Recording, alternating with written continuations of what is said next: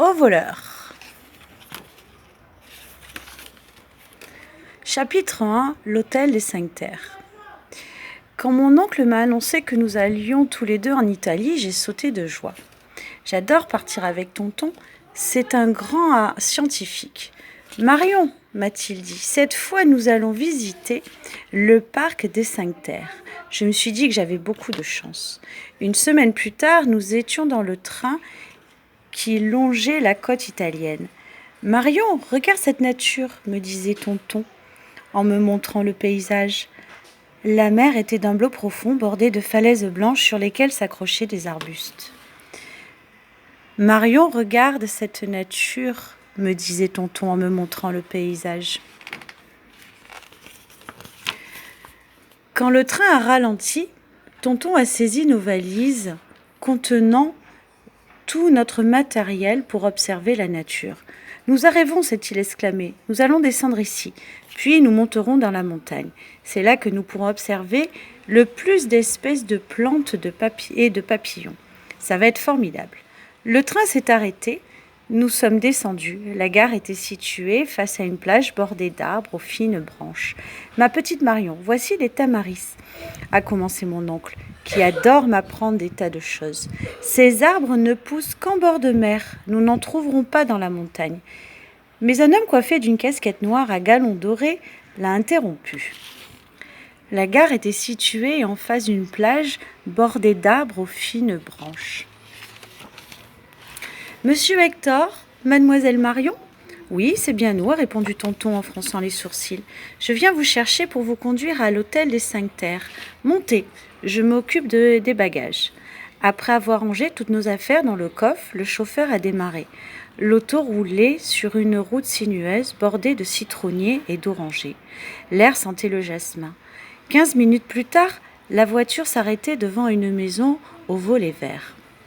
Tonton est sorti de la voiture, il s'est étiré, puis il a dit « Je sens que nous allons être tranquilles ici. Quel calme !»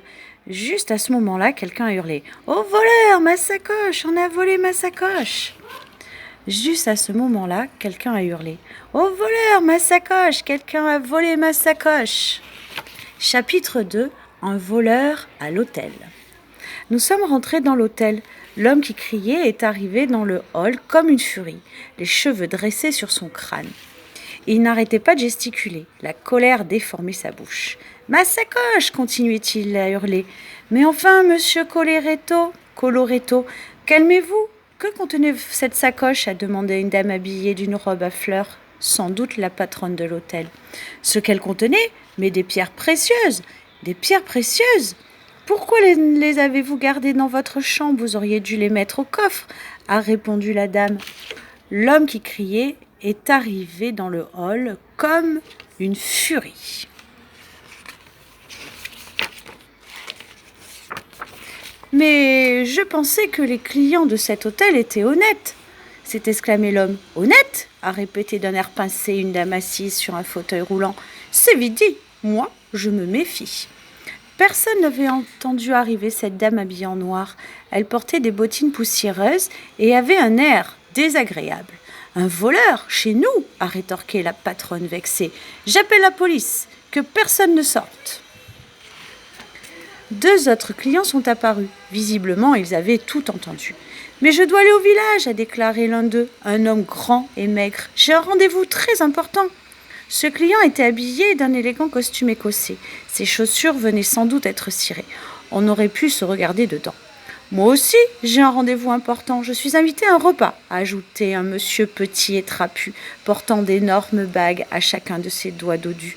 L'homme était vêtu d'un short et chaussé de mocassins neufs. « Madame, messieurs, » a annoncé la patronne, « je viens d'appeler la police. » Chapitre 3. L'enquête. Les clients et la patronne de l'hôtel étaient réunis dans le salon quand les 2 policiers sont arrivés. L'homme à qui on avait volé la sacoche leur a raconté ce qui s'était passé. « Je vais interroger tout le monde, » a dit celui qui devait être le chef des policiers. Puis il a ajouté « Et toi, Gino, tu fouilles l'hôtel de la cave au grenier. » « Mais enfin, c'est inadmissible, » a dit la femme sur le fauteuil. « Je suis honnête. » Tout le monde est suspecté, a répondu le policier. Monsieur Coloretto, Quand avez-vous vu votre sacoche pour la dernière fois ? L'homme sans hésiter a répondu. Ce matin, vers 11 heures, j'ai regardé les pierres, elles y étaient toutes. Les clients et la patronne de l'hôtel étaient réunis dans le salon quand les 2 policiers sont arrivés. Le policier s'est adressé à la cliente en fauteuil roulant. « Madame, qu'avez-vous fait depuis la fin de la matinée ? » « Rien de spécial, je suis restée dans ma chambre, j'ai lu, puis je suis descendue pour le déjeuner. Ensuite, je suis remontée me reposer car j'avais besoin de beaucoup de repos. »« Et vous n'avez pas quitté l'hôtel ? » ?»« Mais enfin, monsieur, comment aurais-je pu ? » a dit le chef. « Et vous, monsieur, que faisiez-vous ? » « Rien, a déclaré l'homme rond en contemplant ses bagues. J'ai dormi jusqu'à 14 heures. Je m'étais couché tard. Je suis descendue prendre un café, puis je suis remontée me préparer pour sortir. Et vous ? A demandé le policier à l'homme vêtu du costume écossais. Moi, j'étais dans la chambre. Je téléphonais. Puis, j'ai mangé ici. Ensuite, j'ai lu mon journal dans ma chambre et je me suis endormie jusqu'à ce que j'entende les cris de monsieur. Et vous ? A demandé le policier en se tournant vers tonton Hector et moi. Que faisiez-vous ?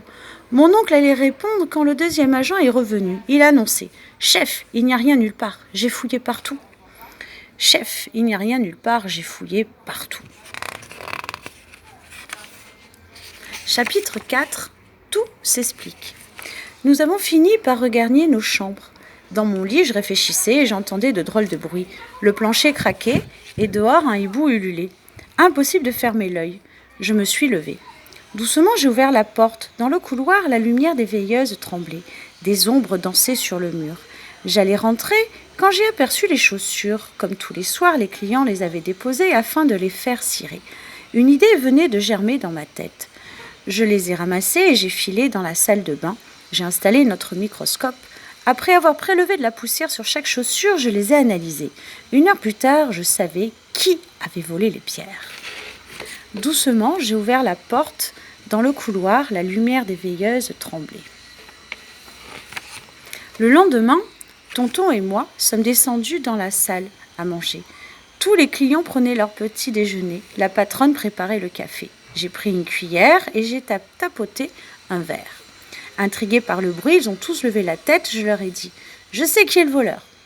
Hier, vous avez tous dit que vous étiez restés à l'hôtel et pourtant une personne est sortie. J'en ai la preuve. » Elle est allée au village, en bas, où elle a déposé la sacoche quelque part près de la gare, puis elle est revenue.